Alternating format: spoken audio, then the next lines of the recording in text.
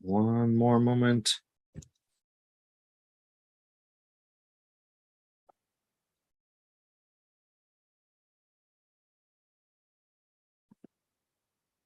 All right, we are live. Take it away. All right, thank you, Mitch. I will call this meeting to order. It is the October 13th, 2022 meeting of the Salem Parks and Recreation Advisory Board. I am the chair, Dylan McDowell, and we'll go right into roll call. Keith Norris. I'm here. Alan Alexander. I believe we don't have Alan yet. Woody Dukes. Present. Rick Hartwig. Here. Al Holland. I'm here. Joan Lloyd. Joan, can you hear us? I see your box there. I want to make this is always a good sound test more than anything else. We cannot hear you right now, Joan. If you are trying to talk, it might be a good option for you to leave and try and rejoin the meeting. Sometimes that fixes the audio problems. But we will continue on with roll call. Debbie Miller. Here. All right. And then Dave, let us know he is going to be absent tonight. All right. Let approval of the agenda. I know it's a newer item, but probably good for us to look that over every time. So appreciate you and Nancy adding that for us. Are there any changes or adjustments that board members would like for the agenda? Okay. I guess we can do a voice vote. Just all in favor of the agenda, say aye. Aye. Aye. Any opposed? Okay.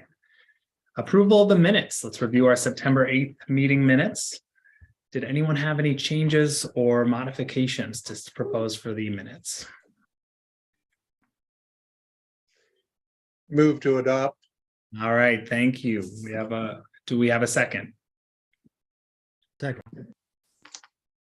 All right. All in favor, say aye. Aye. Aye. Aye. Any opposed? Okay, the minutes are approved. Let's go into our public comment period. Are there any members of the public wishing to make public comment?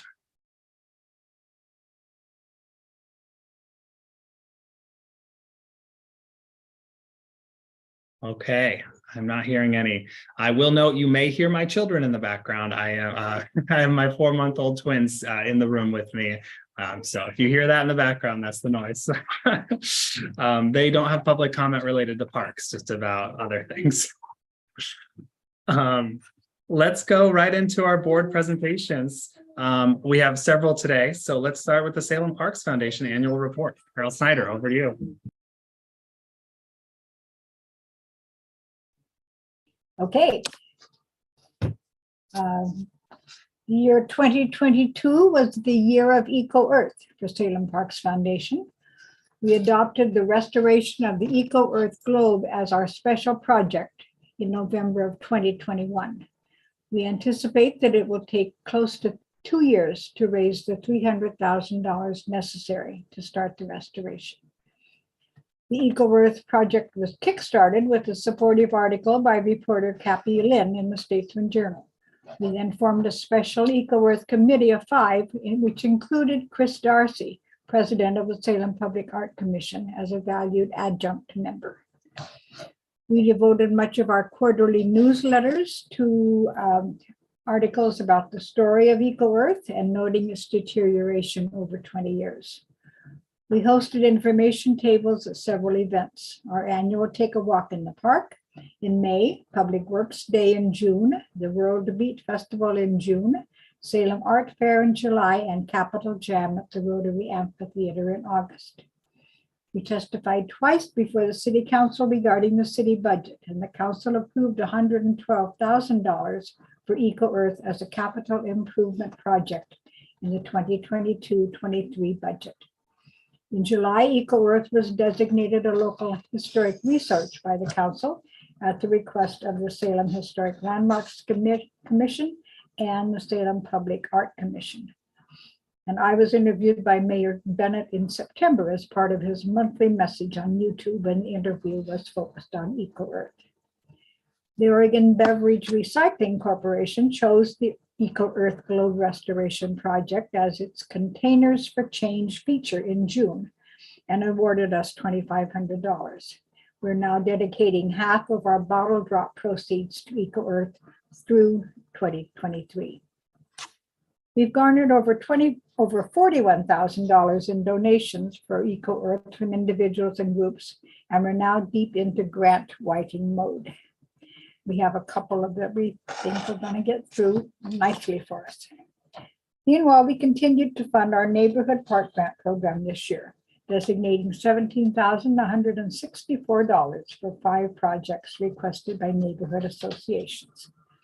There were an information kiosk at the new D Street Park, 2 picnic tables at McKay Park, a new entrance sign at Minto Brown Island Park noting that it is a wildlife refuge, a new bench and nut bit dispenser along the walking path at Morningside Park, and a pollinator garden at Northgate Park for the Northgate neighborhood. We were happy to be able to host our Pinot for the Parks wine tasting event in person this September after a 2-year hiatus due to the COVID pandemic.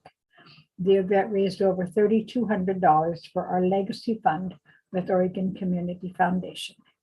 And we're looking forward to continuing to support Salem City Parks in 2023. And that was our year. Thank you, Carol. That's a really impressive list, especially given everything, like you said, that happened. I'm very sorry I had to miss the Pinot in the Parks, but hopefully next year I can join for that. Yeah, hope so. Can you reiterate? I was trying to write down the numbers for the Eco Earth. Can you say again, how much do you estimate it to cost and how much have you raised so far? The cost we have to come with is $300,000. The cost of the total project is $400,000, but the city is kicking in $112,000 of that.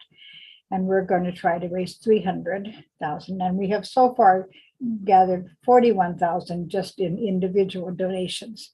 And now we're going into grant writing, and we'll be talking to some businesses as well. Wonderful. Thank you for that. And I know that's a big undertaking, but I will continue to diligently drop off my bottle drops, among other things. Good. And as a reminder, I know most people know this, but Salem Parks Foundation, you can very easily get bags from them that are pre-labeled. So you can drop off your bottle drop and the proceeds will go there. And Carol and co are very good about dropping off the bags to make it super easy for you. So especially for our newer SPRAD members, for Joan and Debbie, if you have not done that already, it's a good thing to do if you have the time and interest. And you can just go to salemparksfoundation.org and it'll give you our contact so you can request the bags. Any other questions or comments for Carol?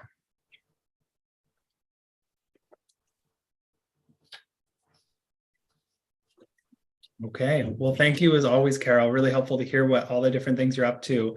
I know I received the quarterly newsletters. Is there a list of just the projects you listed, the different things you funded? I think it's always helpful for us just to know where they are at the parks. I know that Al and Rick just completed a grand tour of all the parks, so I know that they might be interested to know what some of the latest things are. Could you just, even if it's just a bulleted list that you could send out or put in the chat, that'd be helpful for us. Our next newsletter will list the projects that we funded this year. But I can actually send out a list of the projects we've funded forever. So, but well, I meant this year, but I mean, whatever's easiest. Yeah, and I will send my report to Nancy, and it's got that list in it as well. Perfect. Wonderful. Any final, one more chance if there's any questions or comments for Carol? All right. Thank you so much. I think I'll head out now. Okay, well, have a great rest of your evening. Thank you so much for joining. Thank you. All right, Mylan, I see you are on screen just in time. Let us know the latest on emerald ash borer readiness and response.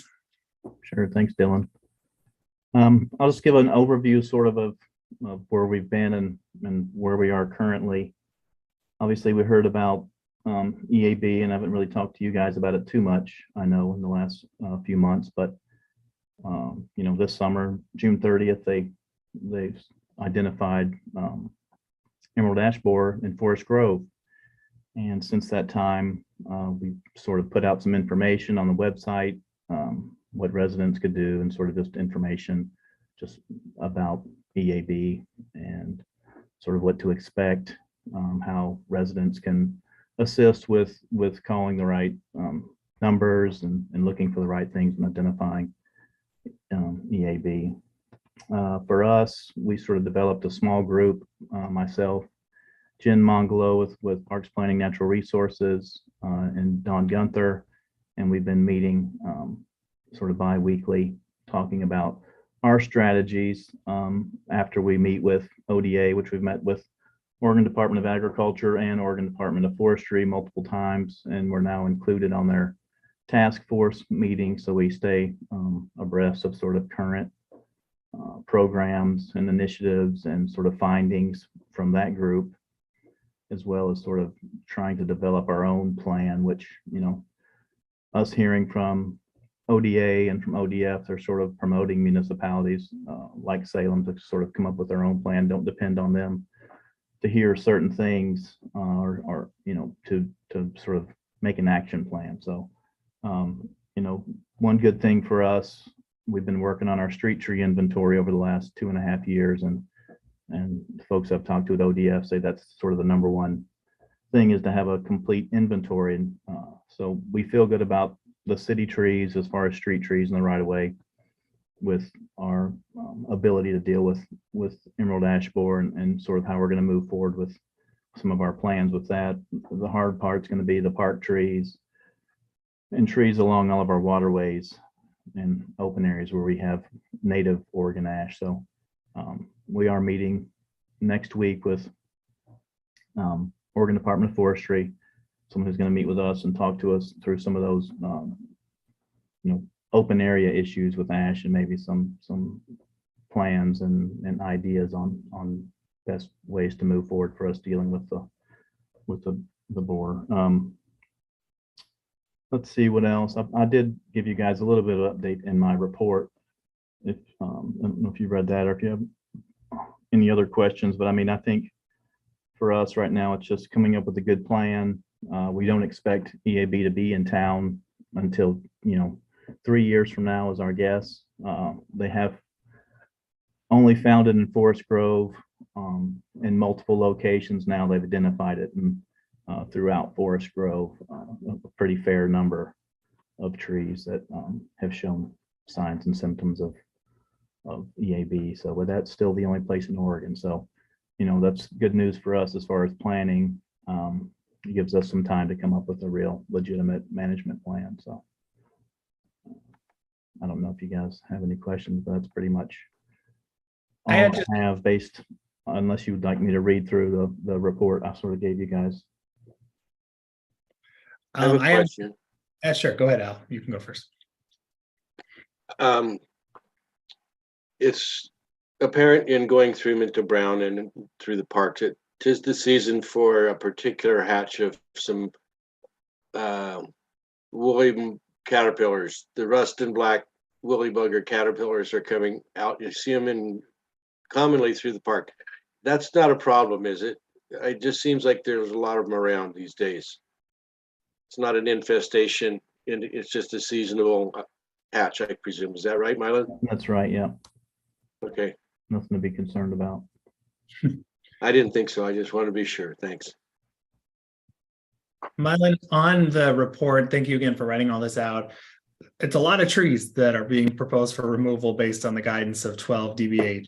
I guess I was just trying to understand, is that pretty much set in stone at this point, that you're going to be looking at around 1,000 trees to remove and replace, or is it with some of those fair trees and the good, is it possible that you might keep some of those as you investigate them further?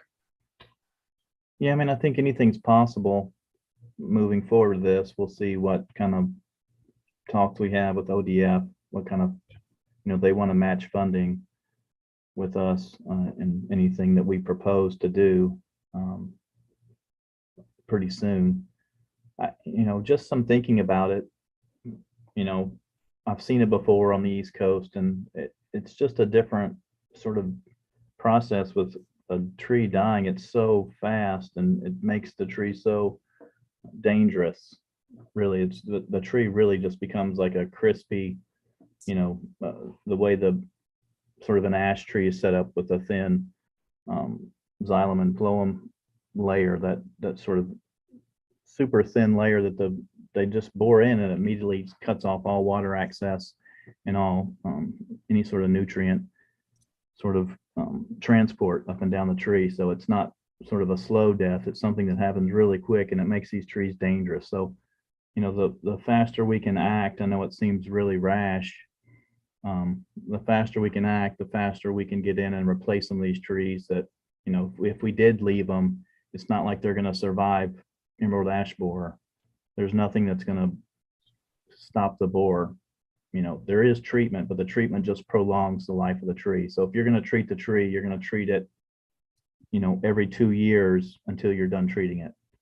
So, and once you stop treating it, then, the borer is still going to be here living in the native ash population, and it will find sort of one of these trees. So what we're trying to do, we'll try to sort of,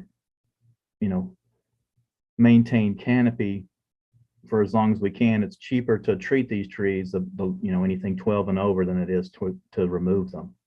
So we can treat them for an extended period of time while we're removing other trees and replacing this canopy with other trees. So the thought process behind removing some of the smaller trees, the 12-inch and under, which we can start with, even the smallest trees, the trees we just planted over the last couple of years, or the trees that have been planted 5 years ago, to sort of immediately remove those and replace them with new trees. That way we're not sort of wasting any time replacing canopy. I don't know if that helps any. It does. I mean, yeah, like you said, it seems rash, but it makes sense when you justify it.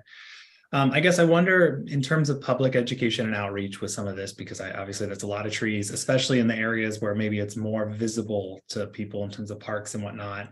Is it something, I don't want to make more signs, but is there temporary signs that the city could put up that, kind of like the Eagle ones, where it's like here's a stake in the ground of like emerald ash borer, just like a very short educational thing. I was looking at the link that Jen just put in the chat, just trying to think about, anytime we're simultaneously communicating to the public, we want more tree canopy, plant more trees, and then we're going to be removing some. And I think it's helpful, if possible, just to let folks know what's going on. 100%. Yeah, I mean, we'll be putting out door hangers in the neighborhood where trees are removed, not just where the house it's in front of, but neighboring, residences. And I think, yes, in parks, I think it's going to be, when we get there, 5 years from now, 4 years from now, we'll need to put signs out. And I think we'll have to let people know to be careful also on some of the nature trails and stuff, because there will be trees that there'll be a lot of dead trees in Minto and along a lot of our natural areas that we won't be removing. Those will just be there. But just to make people aware, in some of the busier areas, yes, we will be removing trees sometimes before they're dead, sometimes, after. But during that process, I think outreach will be really important. I don't think there's anything wrong with putting up signs. We'll probably put up signs next year, letting people know that we're putting traps out. That's something we will be doing. They're not pheromone traps. They're just traps to let us know if EAB is here. Big purple sort of sticky traps. So we'll start putting some of those out next year and the next year, just so we know if it's here. But we want to do a really big outreach campaign, even more so than what is on the web currently. So that'll be part of our management plan. I think is good outreach in this whole process. That's really good to know. And one thing that's on my mind is thinking about the retreat, which we'll come back to later, is just thinking about our role as SPRAB members. And we've talked about, I know Rick had a great suggestion the other day about us going to neighborhood associations more often and things like that. And I think the more we can coordinate that education too, so we're ready to share this website and give an update on things that are coming up. And that way, there's only one of you, Mylan. As great as you are, it's hard for you to be at all these meetings. So the more we can have that information ready and go around, and I think that'll be good. So yeah, helps for the next year. And for this, I mean, Jennifer's taken the lead on a lot of this. So she's worked really closely with ODA, and I've worked closely with ODF. So really just trying to, and Don Gunther really wants to be involved with this. This is something that's sort of in his wheelhouse. So there'll be three of us that are super involved with this management plan, and we'll be able to help out too, to go into different neighborhood committees, talking to city council, talking to management staff about sort of our needs. And as soon as we know something that we think is going to work, we'll bring it to you guys so you're aware of it before we take it beyond sort of up the chain for funding or for approval. Wonderful. Thank you. While we have Mylan on camera and on the mic and everything, do folks have questions about the urban forestry report? Might be a good time for that. If there was anything folks were going to ask about.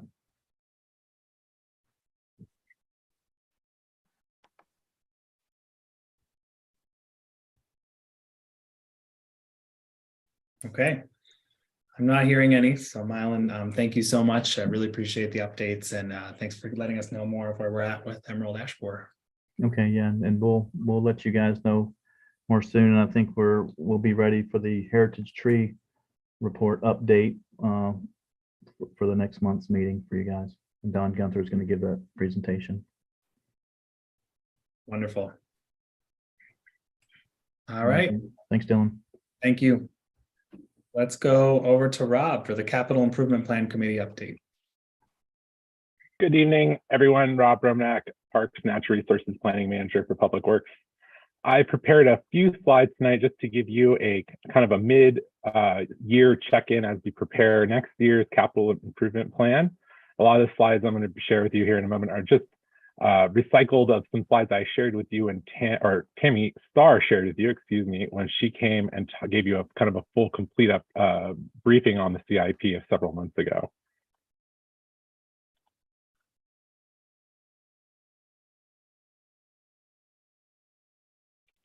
Okay. So first, just to go over some background here, how do projects get into the city's 5-year capital improvement plan? Projects are submitted by citizens, so there's the mechanism through our city's website where anyone can submit a project idea. Rob, sorry to interrupt. Oh, we're seeing your. Yeah, sorry about that. That's okay.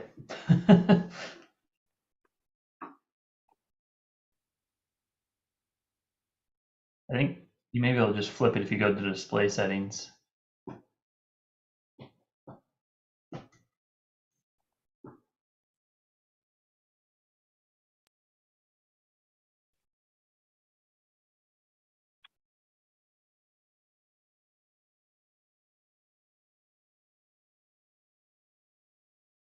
Let's try this one more time.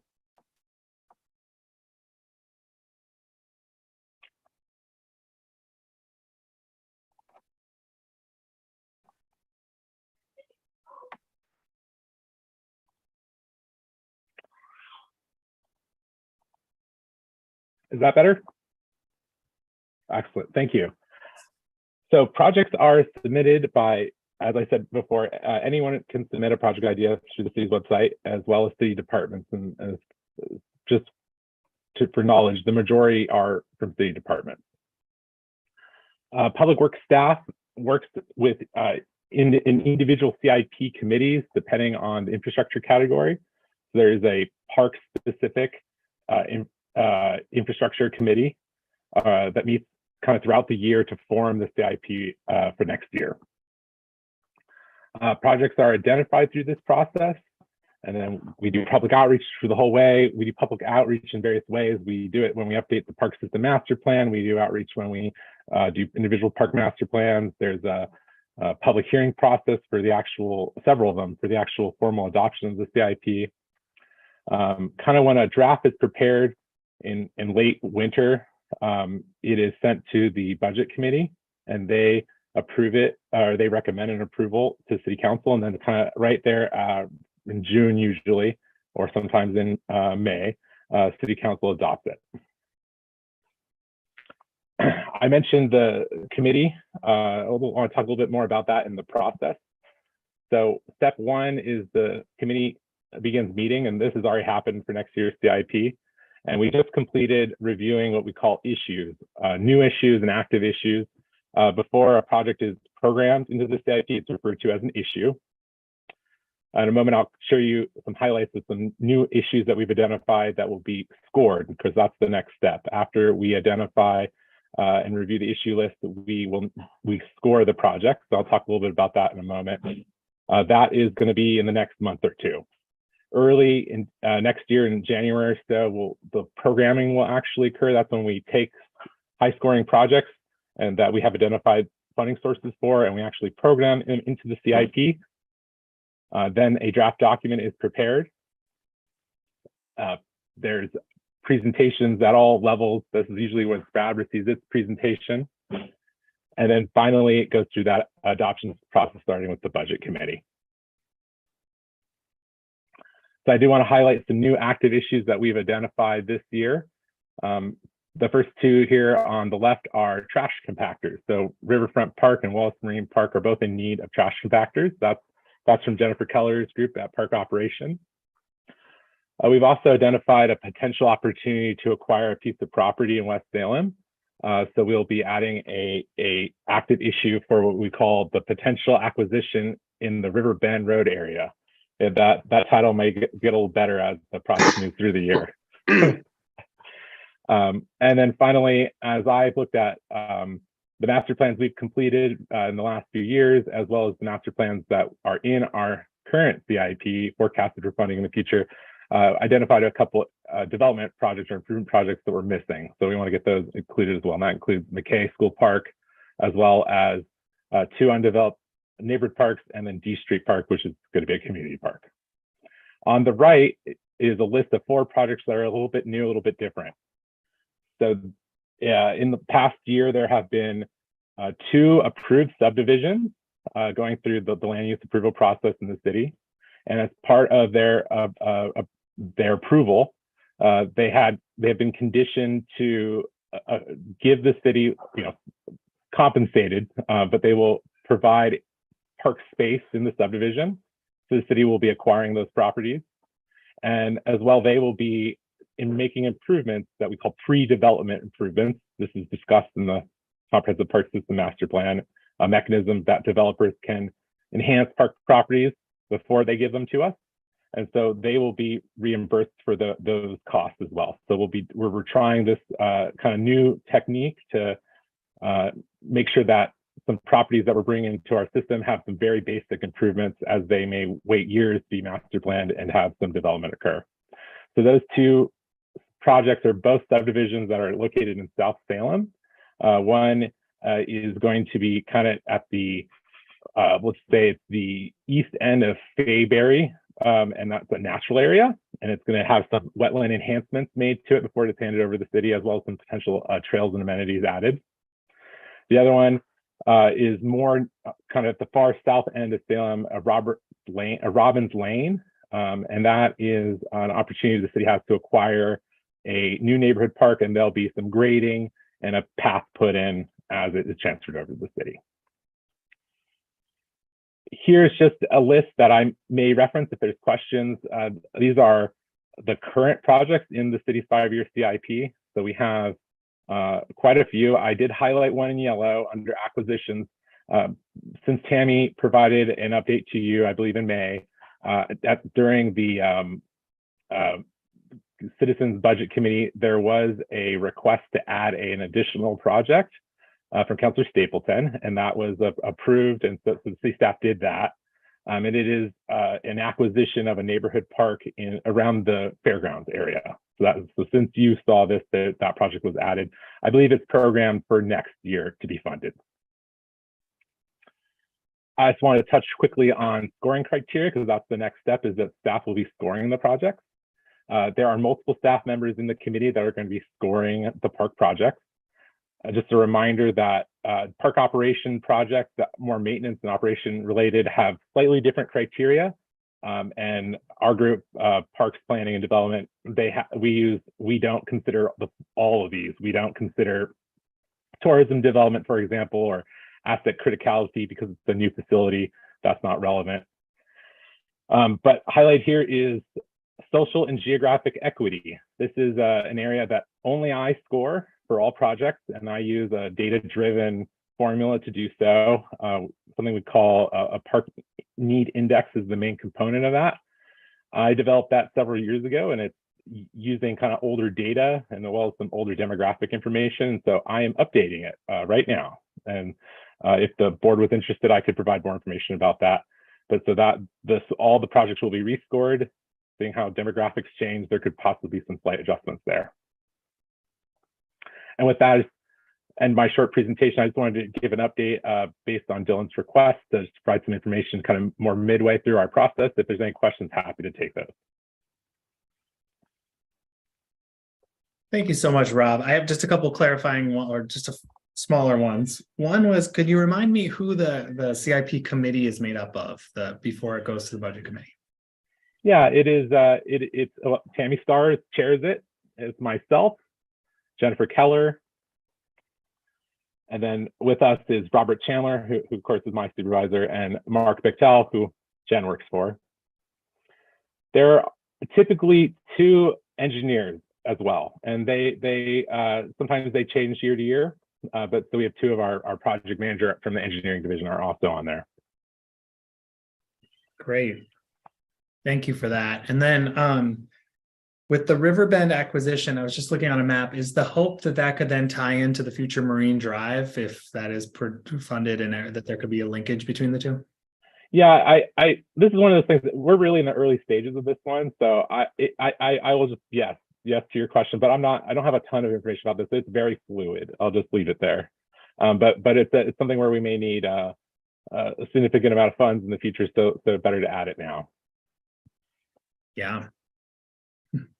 Property is not cheap these days, so it makes sense.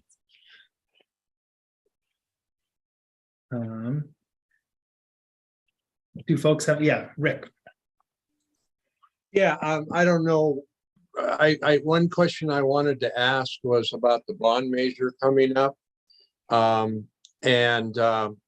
know from statistics, from analytics, which is I guess the new word, that when you put up anything that having to do with taxes, that you're going to have an automatic 45% no vote. And then, and in looking at the limited information that I've seen on the bond measure, it's been supported by the Chamber of Commerce, which is big. And everybody, but I have not seen any information, hardly any information out to the public about the bond measure. And, I don't know, is it the fact that there's just a feeling that it's going to pass and we don't need to worry about it, or I'm not sure what that situation is. How do what are we looking at here? Sorry. Go ahead. I just want to jump in that I know that city staff have some limitations on what they can talk about with the bond, just given that it is coming up for a vote. And so I want to spare Rob a little bit here. And I was planning to talk a little bit about it tonight. But Rob, I guess before I go, is there anything you would like to say, given what you can say? Dylan, I'm going to let you speak to it. And if there's anything I can clarify after that, I'd be happy to do so. Yeah, and Rick, just as I mentioned, there's just some legal limitations there and things have to get approved in the city. And so I just put a link to the bond page, and I'm glad you brought this up. So this has all the information. I think you're right that there's been a limitation. There's probably hasn't been as much information. I've seen a couple signs. Thankfully, from what I can gather, it's all support from everyone from Salem Parks Foundation, Chamber, others that are out there. And there's been a lot of presentations I've heard about from people. But I think this is a case where all of us can be really good advocates in the community and thinking about our neighbors, our friends, the groups we're part of. If you haven't yet, I would encourage everyone to take a look through the page that I shared there. And if you scroll down, you can see some of the direct projects and input and impacts when it comes to parks. There's quite a bit of money that would come into the park side of things. It's $28.4 million for park upgrades. There's also money going into bicycle and pedestrian access, which is something we've talked about a lot here and intersects very nicely with parks, as well as sidewalks, which obviously means can you get to the parks? So I think, Rick, you're right that there hasn't been as much talk about this. And, as whenever we talk about it, I would just recommend we all reinforce the fact that this would keep property tax levels stable, so there would not be an increase. So we can get the $300 million bond without increasing taxes, on top of the fact that this is a 10-year bond. And so it's not just about tomorrow, but really thinking about 10 years. We've passed the climate action plan. We've passed our Salem. We have a lot of really big plans and ideas. And this is a really key way for us to make sure we're funding it going into the future.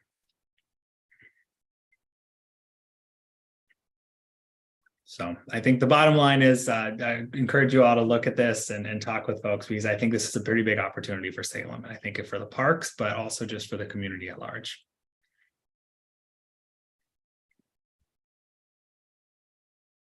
All right. Any other questions for Rob specifically around CIP? Yeah, Debbie. Oh, you're on mute. Let's make sure we unmute you so we can hear your question. Okay. I just want to know what areas of Salem have the greatest park needs. I mean, is it south, north? What kind of thing do you see? Just to quickly summarize, this is the geographic equity component of the tool. It's Northeast Salem. It's really everywhere in town, but if there's kind of a bright red area, it's Northeast Salem. And then from there, it's the edges of the city, where we're still developing, so there are not as many facilities available. Great. So that would include South Salem and West Salem as well. I'll follow up on that, Rob. Do we have a target metric for how many parks in a ward, or I know there's the 10-minute walk campaign that the Trust for Public Lands has that some cities have signed up for. Do we have a goal like that we're striving for, or is it more of just get as many parks as possible in every ward? Yeah, that's a good question. There's really two mechanisms we have. We have level of service, park acreage level of service by 3 different park classes: the neighborhood parks, community parks, and urban parks. So we're supposed to have a certain ratio of park land per 1,000 residents. We also utilize a neighborhood park service area. So the idea is that a resident should live within a neighborhood with an access to a neighborhood park within a half mile. A neighborhood park service area could be also a community park or an urban park. So that serves that function for the residents. And that's kind of similar to a 10-minute walk situation. The idea is that everyone should be in a quick walking distance from a neighborhood park. Rob, those are both goals that are set by City Council through the park master planning process, or that is correct, Keith. Both our policies and the Salem Comprehensive Park System Master Plan. Comprehensive plan. That's what I was thinking of. Thank you. Given that's the goal, Rob, this might be a longer conversation, but I know the 10-minute walk, there's like a lot of promotional materials and things like that and resources for cities. Is there, if we already have the half-mile goal, which is roughly 10-minute walk, is there any downside? Like, should we be signing up, or is Salem part of that? I just wonder if we're missing out on an opportunity here to get our name out there and promote our parks and whatnot. Salem is not a member. I think something that we could explore, or the SPRAB could look at, and then potentially make a recommendation. I will take that one on. I'm pretty familiar with that. I know some folks over at TPL, so definitely don't want to. If it creates a bunch of work, it's not worth it. But if it's something where Salem's on the map for the good park stuff and it lines up with what we already have, it seems like a no-brainer to me. But I'll look into that.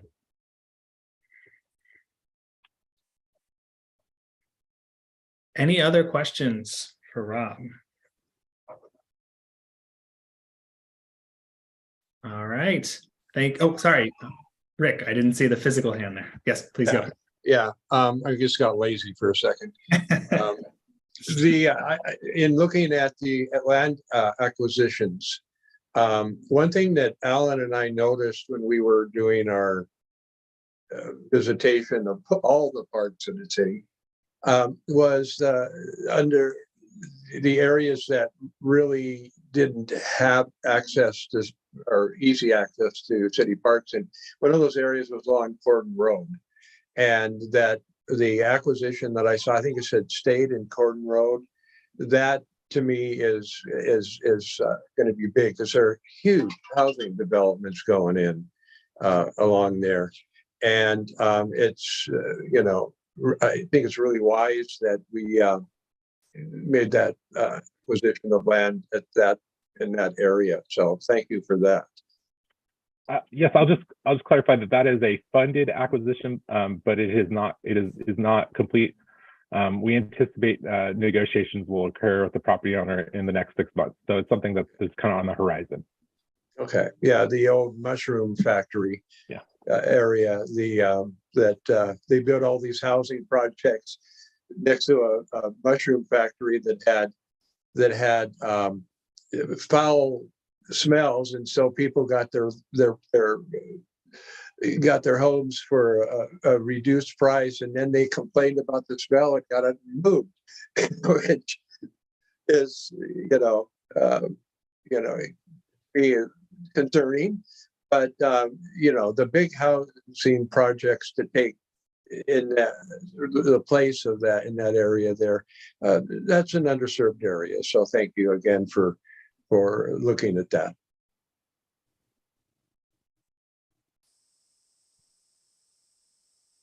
Is there a goal for dog parks, like a citywide goal for how many dog parks per population?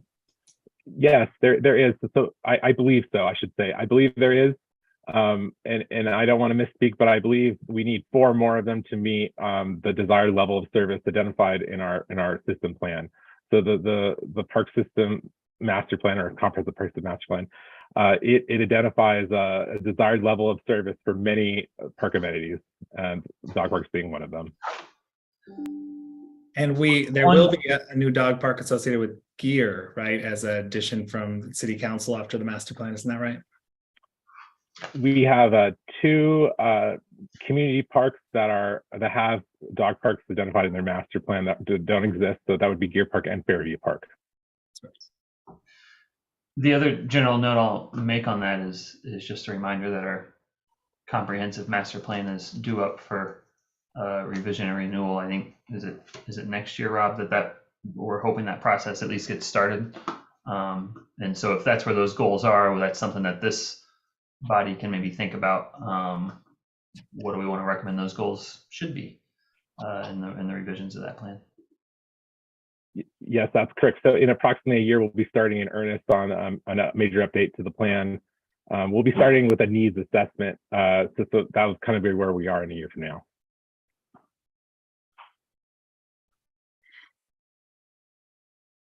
All right.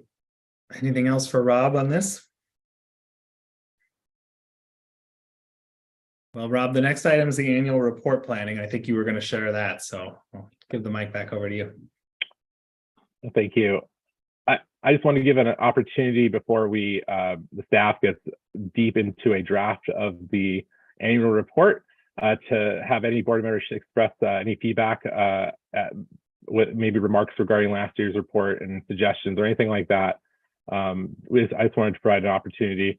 If helpful, I can pull up last year's report. It is, which I will do. It is organized by the main action areas of the City Council strategic plan, just as a reminder.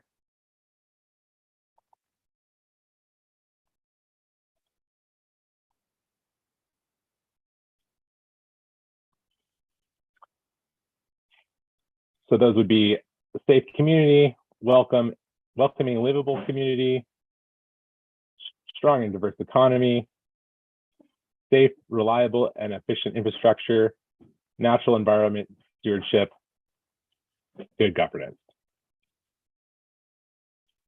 Just want to give an opportunity if there's any kind of thoughts about this, and if not, that's fine. We can certainly prepare a draft and get that back to the board for review at a later time.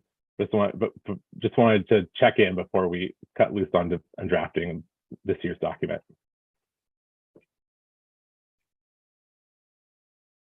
Could you scroll down again to one of the pages for us, please? Just, I was trying to remember exactly how they relate to the sections. So we endorsed or recommended the following actions. Okay.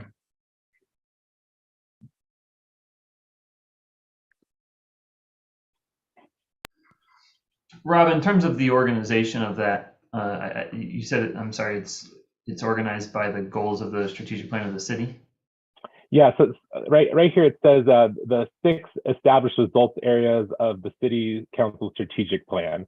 That's those areas, and so the city has moved to this performance-based budgeting model, and so everything. If you look at the city's city budget, for example, it's also organized by the 6 result areas. I would recommend sticking with that, but I'm here to take input tonight. That was going to be my question, is what's the recommendation, is if that is that framework what we think works best with city council. So that works for me. Yeah, I think the only thing that I'm wondering about is if there's a way to pull out or identify some letters we've written to council. I know we've done more of those in the last year, and maybe that falls under good governance. I'm just trying to think about, and maybe this is not the right approach, but just where we've been a little bit more active and made actual recommendations to council, just how could be helpful to highlight so they're reminded of some of those roles, especially as we're thinking about our role in the future. But as I'm just looking through, it might be more complicated. No, I think that's a good idea, Dylan, is we can organize it in these 6 areas, but then perhaps have an additional page or section that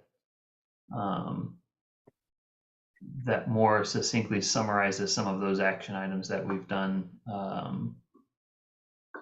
that maybe will be duplicated in some areas of this report if they fit in, but that way we're not having to fit in and squeeze in some of those areas that may not fit well into one of the 6 items, right? And we can, Yeah.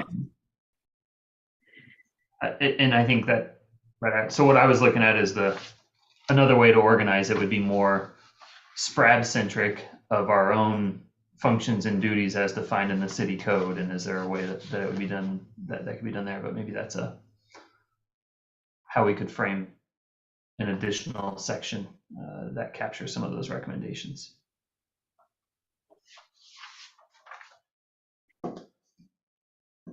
Rob, does that make sense to you? Do you think that would be easy enough to add in? Okay. I think so. I think that's pretty clear. Great. I think that would be a good addition for us to try and really underscore some of the work we've done and give us something to build on. A year from now, hopefully we'll have even more.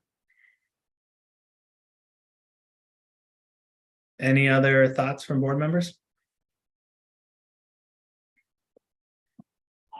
All right. I don't see any physical hands either, so I think we're good to move on to our next item. I guess that our last report item is a presentation, rather, SPRAB retreat planning. Rob, I'm trying to remember, was the draft agenda included in this? I don't think it was, right? Were you planning to share that? I can pull it up. Thank you.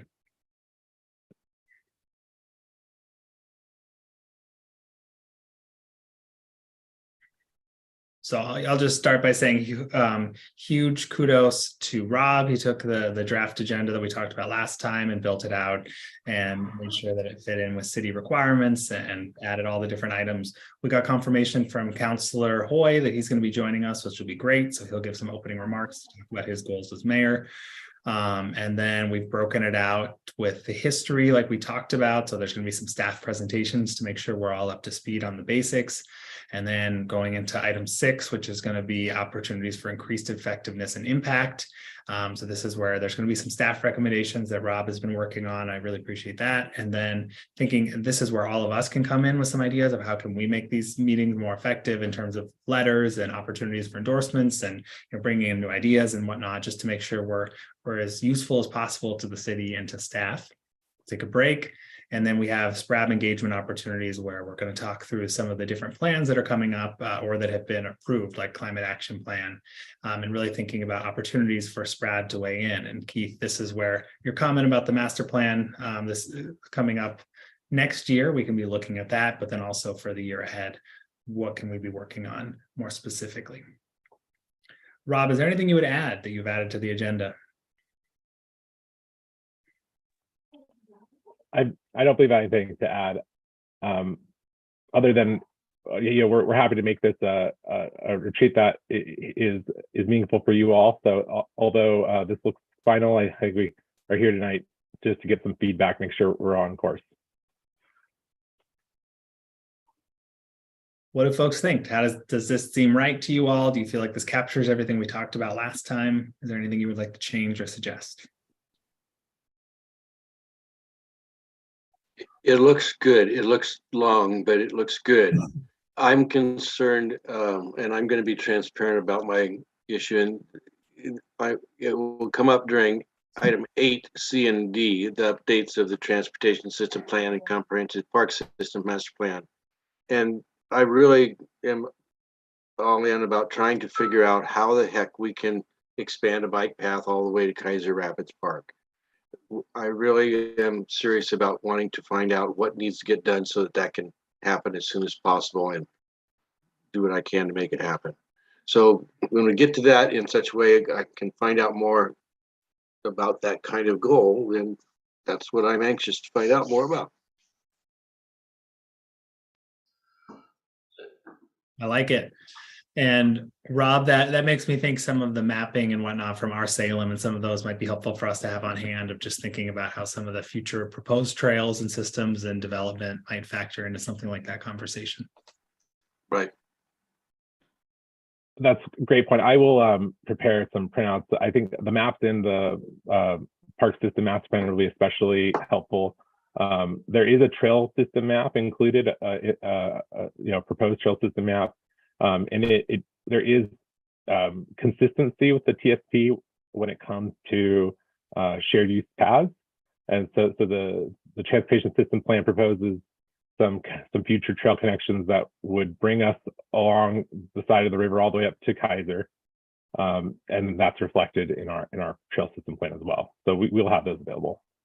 So if I can, thinking about that item number 8, to frame that up well in my mind, what we're looking at there is that will be a discussion about how SPRAB can engage in each one of those opportunities, not necessarily about what SPRAB will bring to each one of those opportunities. Is that an accurate framing? In terms of it will be a discussion of, here are opportunities that we see on the horizon. Where is it that SPRAB can kind of plug into those processes? What would SPRAB's role be in that? Not necessarily the content of what we do bring into those discussions. I'll jump in there just so that my concept there is that I will give a very short overview of what I feel are going to be the main participation opportunities for SPRAB in each one of those. Okay. And then I'll open it, and then the rest of the time is for you all to discuss anything maybe I didn't bring up or the comments I made. That's my thought there. So I intend to kind of guide that discussion to a certain extent. Okay. Keith, I think following up on that, something that's on my mind is in the past, we've had some subcommittees to look at different issues. And I think that in some of this, it could make sense. We're only a 9-person board. So I think it could make sense to do some of that work as a full board. If there's certain recommendations and things that we could have some conversations. And so I guess a question that I think we should think about is, are there some where we'd want to dive a little deeper, such as the climate action plan recommendations, and maybe be bringing things back to discuss at the full meetings? We'll probably want to choose, it would be hard to work on all 4 at the same time, obviously. Thankfully, we have a little bit of time for some of the things like the park system master plan, but figuring out like a priority project that SPRAB could be more involved in and going down that way might make sense. But that can be part of the discussion. Yeah, and I guess my thought is absolutely, but we're not going to necessarily we're not looking to form recommendations at this meeting in this discussion. It's more about exploring what avenues for forming those recommendations we could have. That would be my intent. Like, I think one possible outcome is that we could say we want to dive deep into the climate action plan recommendations. And I know we got some of that in our packet, which we'll get to shortly. And we could say similar to the park usage and planning subcommittee, members of SPRAB will do a review of other cities or something and bring in some recommendations, and then we'll put that forward. So no, what was that? it could be a way to chart. We could be charging ourselves with, okay, we're going to do this, or charging a subcommittee with, we're going to look into this deeper based on these opportunities that are before us. I think that would be the hope, and then it would give us a guiding light for the next year, and so then we'd have something to check in on in different meetings and make sure we're making some progress. Okay. Rob, does that still line up with your thinking? I want to make sure we're not going in different directions here. And Dylan, I saw Joan had her hand up as well. Joan, Sorry. sorry. Oh. I guess Rob. Yes, just real quick, but yes, Dylan, I think that's what my understanding was as well. Perfect. All right, Joan, over to you. I had asked that we could find out more about funding for park improvements. And that could be under a certain area. I just wanted to make sure it got in there, please.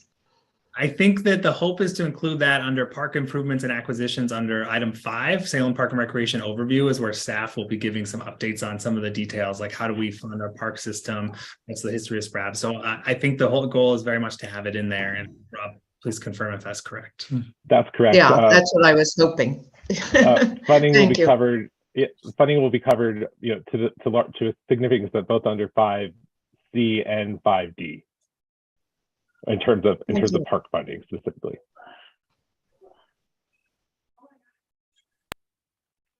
All right. Any final thoughts? I'm looking for physical hands as well here. Woody, yeah. Yeah, I'm not sure about whether this would be the place to bring it up, but I'm wondering about talking about reestablishing the tree committee. And the thing that I'm thinking about discussing first would be that the rewrite of Chapter 86 is coming up. And I think that that's something that we should be involved in, because Chapter 86 deals with variances and appeals, what SPRAB has to do in those processes. It also has to deal with hearings processes themselves, procedures themselves, and actually the functions of SPRAB within the city government. So I think we should probably look into that. I don't know if that would fit in here though, but just to that, thank you, Woody. I just want to add that the update to that chapter of code is something that Robert Chandler presented an update on several months ago to SPRAB, and those updates he spoke about are just about to make their way to the Planning Commission and then to City Council. I believe there's a date in November that it will be going before the Planning Commission. So that's very current. That update is going to occur. okay. But Woody, I think that idea of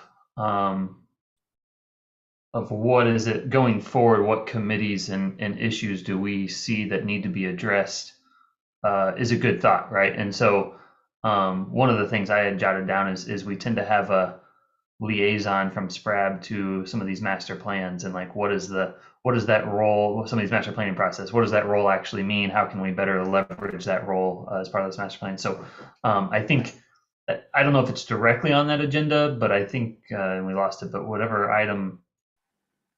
was right before the break might be the time for us to discuss those sort of opportunities as we are heading forward, right? Are there certain committees that we want to do? I know in the past, or at least at some point, we've had some sort of annual work plan that's been developed and approved, and that might be a time to bring forward that annual work plan for us to think about, okay, as we head into 2023, some of these opportunities that are ahead of us, what roles do we want to play there? So I think we should bring it up there, Woody, the tree committee. Mm-hmm. A good idea, Woody, especially since we did have it and it kind of just went dormant due to COVID. So if nothing else, just for us to discuss what makes sense and make sure we have some resolution on that.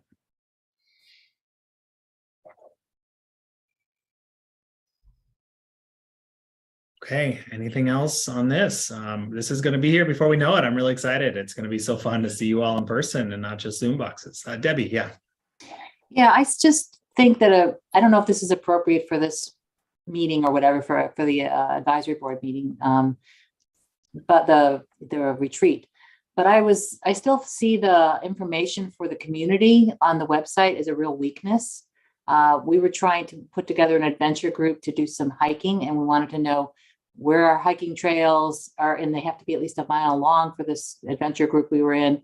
And that you just can't find that. You can't find parks to go visit based on, do they have access to trails? You can't even really see what a lot of them look like.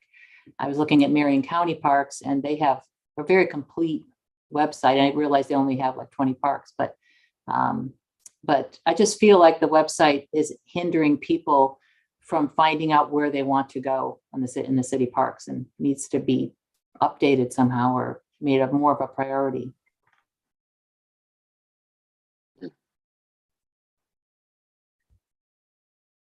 Rob, I know the website has been an ongoing project for you all at the staff level. And I think I definitely, I know I've made some suggestions in the past, and I think Debbie's right that there's need for more of that. I guess I'd wonder from your perspective, is it the kind of thing where there could be like a running list of SPRAB suggestions for staff to consider? How is that process going, I guess, for you liaising with IT and trying to actually get updates in place? This is an area where I will admit that we're a little weak. And there are a couple of things I want to speak to about it. First is it isn't a subject where Jennifer Keller should really be engaged in it. It is largely on her end. We are switching to a new asset management inventory system in the city. And with that, one of the hopes is that we will do a lot better with this kind of thing. So like we could have some kind of connection between our website and our asset management system, so we can report like trail miles, for example, per park. Again, this is something I think Jennifer Keller should be a part of. The last thing I'm going to say is through the Salem process, I had an opportunity to do a lot of outreach with the community development planning department. And this was actually a topic that we asked about. And it was one of the surprising responses we got is there's very mixed public opinion about the priority of city resources being invested into this particular area. And so just keep that in mind. It surprises me, but it was an area where it wasn't, people generally think it's very important that we keep acquiring parkland, that we develop our parkland, that we consider equity in our priorities. But when we get to things like, should we invest the information, time and resources into, sharing the city's trail system and sharing the park amenities, there are very mixed reactions. Rob, I was trying to look. There, I think, is a park finder map that used to have a full like attributes table where you could search for various things. I don't know if it got to a specific detail of trail length, but I remember that being helpful. I can't find it at the moment. So. It is still available on the city's website. I will also admit it's not as prevalent as it used to be, but it is. If you go to the parks activities page, there is a button for it somewhere. I couldn't tell you off the top of my head. And it's called Salem Park Finder, right? That's correct. It is. Okay. I just put the link in the chat. There you go. So Rob, I hear what you're saying. I'd be curious to know more about the question of how that's worded. I think there's investing ongoing resources into it, but I can see that maybe there's some opinions on that. But I also feel like might be a base level of information that the public might. I guess what I'm saying is maybe when folks answer that question, they assume that there's a base level of information on the website, and maybe that's where that we could be improving on that. And I think what you're saying with the asset management and some of these other tools can help with that. But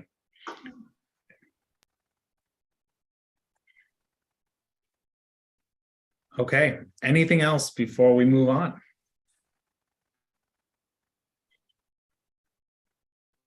All right, we will go into board member updates. Mine was going to be about the bond, so I already did that. So anything else folks want to share for a board member update? For me, I think my role as the SPRAB's representative to the Salem Public Library Strategic Planning Committee has come to an end. So that process concluded with a final meeting in early September. And the strategic plan is being kind of polished up and will be making its way through the approval processes up to city council here. I don't remember if it was this month or next month that it's supposed to be making it up, but you should be seeing a new Salem Public Library strategic plan at some point in the near future. Are there any big highlights from the parks angle that we should know about? I don't know that there are anything specifically from the parks angle. There was a lot of interest in expanding in the public library, expanding branches and expanding kind of outreach into the community and developing partnerships within the community and with other agencies. So there was some talk about the strategic plan being able to support finding funding and resources to develop either new branches or mobile branches, which could be developed or used in concert with some park activities, with some of the discussion around that. So a few things that touch on intercity relationships there. Great. Well, please share the final strategic plan when it's ready, and maybe send it along to Rob and Nancy so they can send it to all of us next month. Yes, Al. Mickey Varney was formerly a liaison with the West Salem Neighborhood Association in this group and has moved on, but that group asked me if I would communicate with them, and I deferred from making it an official relationship, but also said that I'd be glad to attend their meetings on occasion or when I can and communicate what I will. So there will be some information going on there, and I'd like what Rick's suggestion is about getting back to the neighborhood associations back and forth. I will be trying to do that better with West Salem. Wonderful. Thank you so much, Al. Appreciate you taking on that role. All right. Not seeing any other updates. I think I froze for a second there.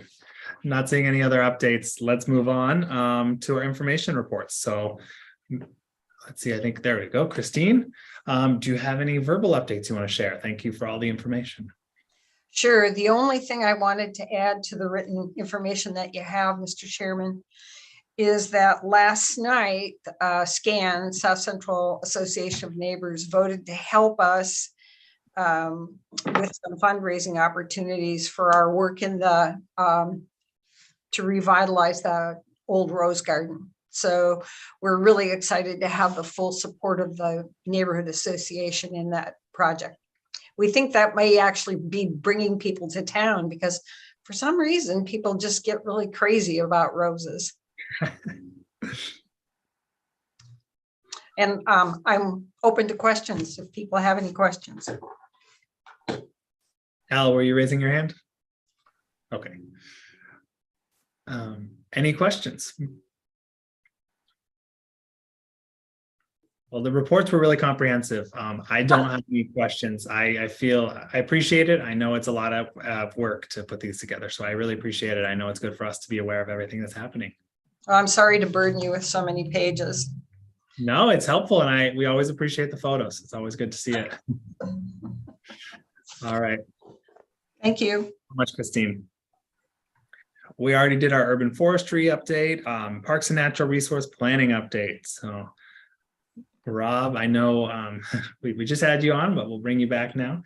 Do folks have any questions for Rob about his report? I guess I'll kick it off. It's just first off, thanks for sharing these updates about the Salem Climate Action Plan and some of the updates on those. It seems to me the pieces about, I can't try and remember the number, I was going to pull it up here. The really thinking about the public education pieces are ones that I'd love for us to really think about revisiting during the retreat in terms of how SPRAB can play a role.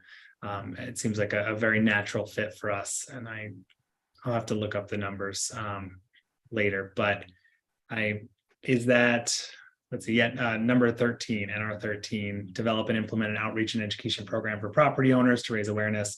It just seems like a really natural fit for SPRAB to help with, and especially given the ice storm and like recovering with our tree canopies. So would love to just know, Rob, do you have any other thoughts? I would think that if everyone here has not read through these, it would be good for us to read through these all ahead of the retreat, just to make sure everyone's coming in with an update of where things stand. But anything else you would add on that, Rob? No, I think that's excellent. The only thing I want to add to my report tonight is that actually we have Jen Monglo here this evening, and I would want to ask her if it's okay just to speak a few minutes about a little supplemental update with the mica vegetation planting project. That'd be great. Hey, Jen. Hey, good to see you guys. I know I'm not on these meetings very often, but it's always a pleasure to come and share information with you. So Rob asked me to share a little update. I saw in the minutes from last meeting that you were already discussing the native plant buffer that we're installing along the Minto Island Conservation Area paved path. I wanted to share about that. One of the reasons that we started that project when we did was that it is a requirement of a land use agreement that we entered into with Bonneville Power Administration, which is the easement holder for the Minto Island Conservation Area. So we, back in 2018, we implemented some event restrictions for the Minto Island Conservation Area as an administrative role for the city. And we also had those approved by our easement holder, BPA. And recently we have become aware that there's a lot more use on these trails than on this specific trail and using the bridge than was previously the case when we first started those event restrictions. So we have worked out an agreement with BPA for 2 years to test out 2 larger events during the bird nesting season, up to 3,000 participants twice during bird nesting season. Previously, the limit was 1 large event, not to exceed, I believe it was 1,000 participants. We had trail counters, pedestrian and cyclist trail counters at that bridge for a number of years. And we were seeing on a regular daily basis, there was anywhere from about 2,000 to 3,000 just normal trail users. So BPA agreed to allow us to increase, it's kind of a trial period. Part of that agreement to increase the trail users, the event participants for 2 events during nesting season was that we would install the native plant buffer along 20 to 25 feet on both sides of that trail. And also, what else was there? I got a little sidetracked there. Increase the participants, number of events, and we have to do the trail buffer. Those are the big ones. Okay, yeah. So I wanted to let you guys know that you will see probably coming out soon that we are updating the administrative role that the city implemented in 2018 to reflect those changes. And then once this kind of interim trial period for the trail participants is completed, then we will go back to the drawing board and look at the data. We're doing some monitoring during these events with biologists to see what impacts there are, if any, of having these large events. So we'll look at that data, we'll look at how successful the trail buffer is, and then we will come up with longer term event restrictions based on those things. And we hope to be able to continue having large events, but that will all remain, to be seen once we get through this interim period. So I just will summarize it. We're piloting, some more flexibility in our rules, and so there's going to be an update soon to our administrative rules, and then possibly another update as we renegotiate things with the easement holder. So this is going to be a little odd because we usually don't change the rules and then knowing we're going to change the rules again. But in this case, that's kind of the intention. So let me know if you have any questions about what's going on in the Minto Island Conservation Area. I know this kind of long-winded explanation. It's a little bit convoluted, but wanted to make you guys aware. I appreciate it. Al, I see your hand is up. Yeah, I've been following the Eagles of Minto Brown closely this summer and fall and last spring. Can we get a summary of the number that were actually fledged to? Is it 2 or 3 from that one across from the the carousel and then one from the one that was being observed from, but what about the third one farther up down upstream? So we only actively monitor the nest in Minto Brown Island Park. The nest across the slough from the carousel is not actually on the city property. It's on Audubon property. We are considering setting up the volunteer monitoring program for next season to monitor that nest, but we don't have data from that nest. And I went out there to check it multiple times early in the season when the leaves were off the trees. It was really easy to see in that nest, and I saw that at least 2 eaglets had hatched, but I wasn't able to see it later in the season. The leaf out just really obscured the view of the nest from Riverfront Park. As with my limited, my binoculars, I don't have a nice fancy spotting scope. So somebody else may have been watching it closer with a spotting scope.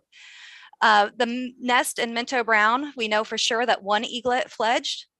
It fledged a couple weeks later than we were expecting.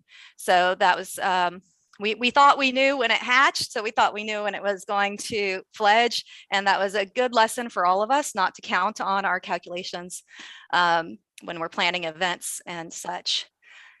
And then the other nest that's farther downstream, I believe, I think there's another one across from the county park, across the river. We don't monitor that either. It's not on our property, so it's not really in our purview.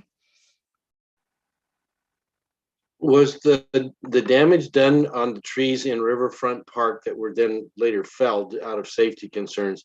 Was that damage done by the same beaver that has a small dam upstream from on the slough above Courtney Bridge? It could be. It's hard to say. We don't have the beavers tagged. We don't track them. So we wouldn't really be able to know that for sure. Often there's multiple beavers. There's usually a whole family of beavers that live together. So it could be the same family. It's really hard to say how big their territories are out there. We haven't done those studies yet. Okay, thank you. You're welcome.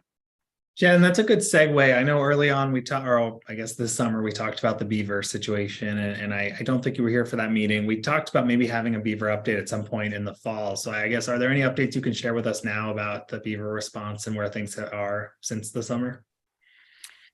I wish I had an update for you on that. I don't know if you guys are all aware that we did set up a web page about coexisting with beaver for the public, and internally I've shared the strategy quite extensively, and we're kind of informally implementing a lot of those strategies, but it has not been finalized. It hasn't been completed. The vetting of the plan hasn't been completed by legal counsel yet, so we are still waiting on those that input before we can finalize it.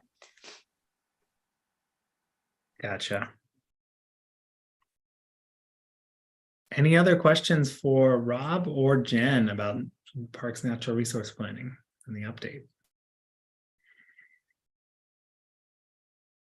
All right, I'm seeing none. Thank you both so much. Really appreciate it. Thank you. For Parks Operations, I know we are missing Jennifer tonight. She was not feeling well. So do folks have any questions you want to raise? And we can ask someone else, Rob or Becky, to relay those on for us. All right, not seeing any. Recreation update. I do see we have Becky on the call, so we can pause here. Do folks have questions? Or Becky, do you have anything you want to add? Well, a couple things. One that came up today. I had as many of you know, I also assist with events, not just in parks, but also on streets. I don't know if any of you knew, but there has been a conversation, and today we met. The Salem Main Street Association is looking to have a holiday event and kind of a little mini parade on Small Business Saturday. That'd be the 26th of November. I shared a little bit of information with Jennifer in relationship to the tree lighting that you'll see on the report that was provided. We're looking at that on Friday, December 2nd. But as part of that, we learned today that they are also planning to light a tree in the downtown area and have some carolers, and a tree lighting, concert, things of that nature. So I think the seed has been planted now that the COVID is relaxed a little bit and people are going back to events, that there'll be some activities in the downtown area for the holidays. And what does that mean to what we're doing in the park?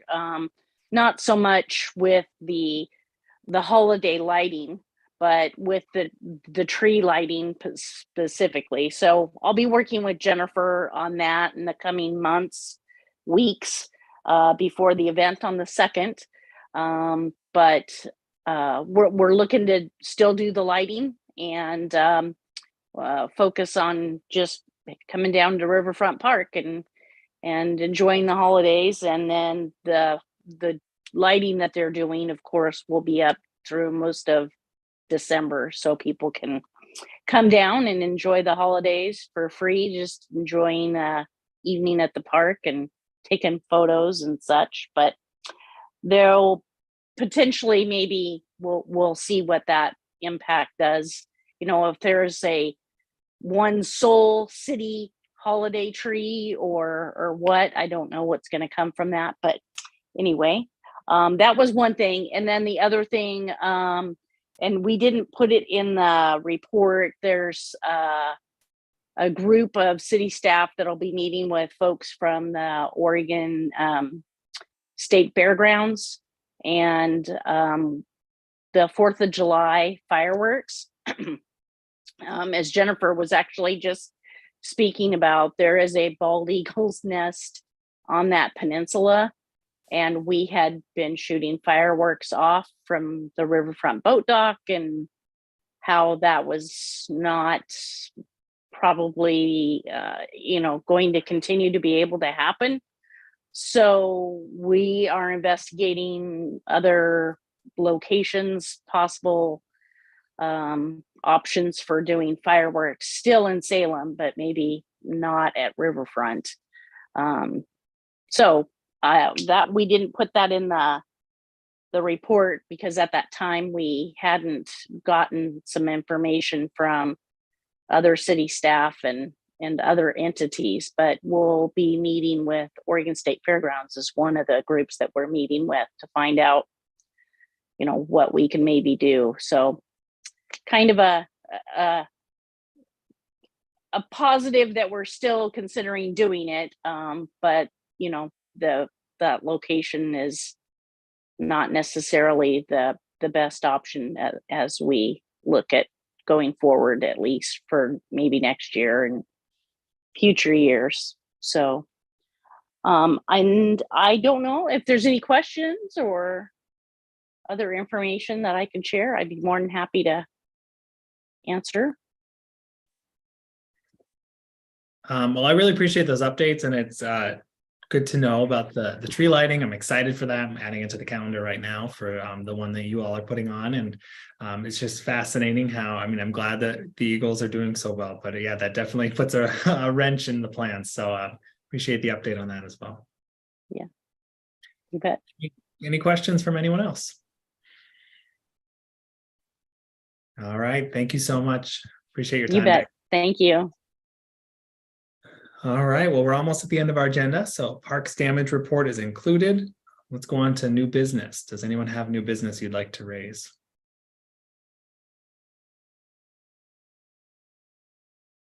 All right.